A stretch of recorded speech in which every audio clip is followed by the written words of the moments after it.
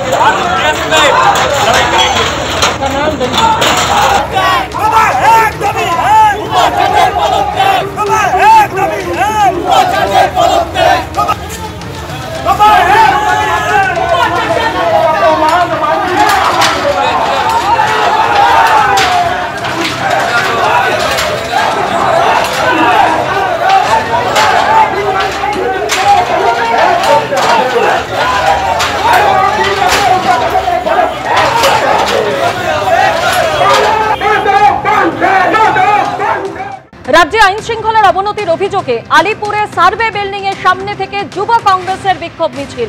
ভবানী ভবন যাওয়ার আগেই ধরপাকড়। সরাসরি আমাদের প্রতিনিধি ঝিলম করঞ্জাই আমাদের সঙ্গে রয়েছেন। ঝিলম, কি পরিস্থিতি এই মুহূর্তে? এই মুহূর্তে আমার সহকর্মী প্রবীরকে দেখাতে বলবো, যারা এখানে বিক্ষোভ দেখাতে এসেছিলেন তাদেরকে ইতিমধ্যে আটক করা হয়েছে এবং তাদেরকে গাড়িতে তোলা হয়েছে। এক দফায় গাড়িতে করে তাদেরকে তুলে নেওয়া হয়েছে। আরও এক দফায় রয়েছেন, তাদের সঙ্গে আমরা কথা বলবো। এখানে তাদের সঙ্গে জানার চেষ্টা করব, আপনারা এখানে যে বিক্ষোভ দেখাতে এসেছিলেন কি কারণে বিক্ষোভ দেখাতে? আমাদের বিক্ষোভের প্রধান কারণ হচ্ছে যে তামান্নার খুনিদেরকে এখনো গ্রেপ্তার করা গেল না।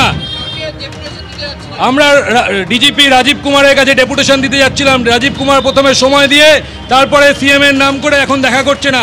রাজীব কুমার তৃণমূলের তলদাস। দেখতে পাচ্ছ তাদেরকে দফায় দফায় আটক করা হয়েছে এবং দুটো পুলিশ ভ্যান তাদেরকে তুলে নিয়ে গেছেন এবং এই মুহূর্তে এই এলাকাটা পরিষ্কার করার চেষ্টা করা হচ্ছে যাতে যানবাহন চলাচল স্বাভাবিক থাকে। পুলিশের পক্ষ থেকে বিশাল বাহিনী মোতায়েন করা হয়েছিল। তারা মিছিল করে আসছিলেন, তারা পদযাত্রা করে আসছিলেন সার্ভে বিল্ডিংয়ের ঠিক একটু আগে থেকেই।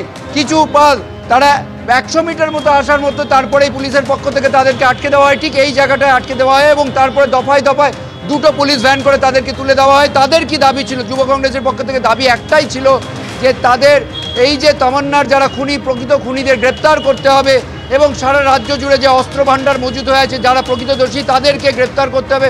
সেই অস্ত্র ভান্ডার মজুদ যারা করছে তাদের প্রকৃত দোষীদের এবং অস্ত্র উদ্ধার করতে হবে। সেই কারণে তারা ডেপুটেশন, সেই ছবি আমরা দেখতে পাচ্ছি। আপাতত তোমায় ধন্যবাদ।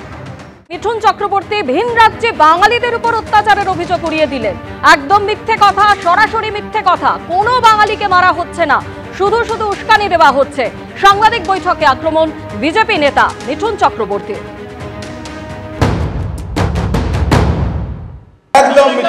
একদম মিথ্যে কথা, সরাসরি মিথ্যে কথা। কোন বাঙালিদের মারা হচ্ছে সেটা বলুন।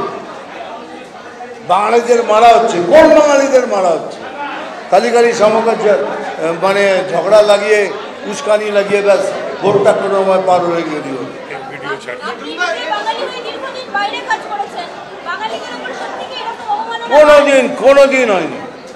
কোনোদিন হয়নি। আমার সাথে ক্যারিয়ার ওয়াইজ প্রবলেম হতে পারে যে আমি বড় স্টার হয়ে গেছি, আমাকে নামানো, সেটা অন্য ব্যাপার। কিন্তু বাঙালি হয়ে আমাকে কেউ এরকমভাবে করে। পাল্টা জবাব দিয়েছে তৃণমূল কংগ্রেস। দেবাংশু ভট্টাচার্য তিনি বলছেন, যে রাজ্যে বাঙালিদের উপর অত্যাচার চলছে সেখানকার সরকার অভিযোগ নিয়ে পশ্চিমবঙ্গ সরকারের সঙ্গে আলোচনা করছে, অথচ অভিযোগকে গুরুত্ব দেওয়া হচ্ছে। সেখানে মিঠুনবাবু চোখ বুজে আছেন, এমনই কটাক্ষ করেছেন দেবাংশু ভট্টাচার্য। প্রথম কথা হচ্ছে, বাঙালিদের বাইরে নির্যাতন করা হচ্ছে না, অথচ কেন্দ্রীয় সরকারই বাংলাদেশে বাঙালিদের ধরে ধরে পাঠিয়ে দিচ্ছে, তারপর তারাই আবার ফেরত নিয়ে আসছে। যদি নির্যাতন নাই করা হবে, পাঠালোই বা কেন, ফেরতই বা নিল কেন? যে মতুয়াদেরকে দিনের পর দিন অ্যারেস্ট করে রাখা হয়েছিল, শান্তনু ঠাকুরের কার্ড দেখানোর পরও তাদের মুক্তি দেওয়া হয়নি, সেটা কি নির্যাতন বলে না? যে উড়িষ্যাতে দিনরাত বাঙালি দেখলে পেটানো হচ্ছে, যেগুলো সেখানকার গভর্নমেন্টও অ্যাডমিট করছে, সেগুলো তাহলে কি অত্যাচার নয়? রাজ্য সরকারগুলো অ্যাডমিট করছে, করে আমাদের রাজ্যের সঙ্গে তাদের আলোচনা চলছে, কারণ মিঠুনবাবু চোখ বন্ধ করে রেখে দিয়েছেন। উনি আবার এটাও বলছেন উনি বাঙালি, বাকিরা বাংলার পার্টি নন। আরে উনি বাঙালি, বুঝতে পারলাম তো, উনি বাঙালি বলে একসময় আমাদের গর্ব ছিল, কিন্তু বাংলার জন্য করেছেনটা কি বলুন তো? কদিন বাংলায় থাকেন বছরে? মুম্বাইতে পড়ে থাকেন, ভোট যখনই আসে তখনই বিজেপির মঞ্চে আপনাকে দেখা যায়, আবার প্লেন ধরে মুম্বাই চলে যান। আপনি আর বাংলার লোক নেই, শুধু ভোটের সময় ভোটের মাটান খেতে এলে তাকে আর যাই হোক বাঙালি বলতে পারবো না।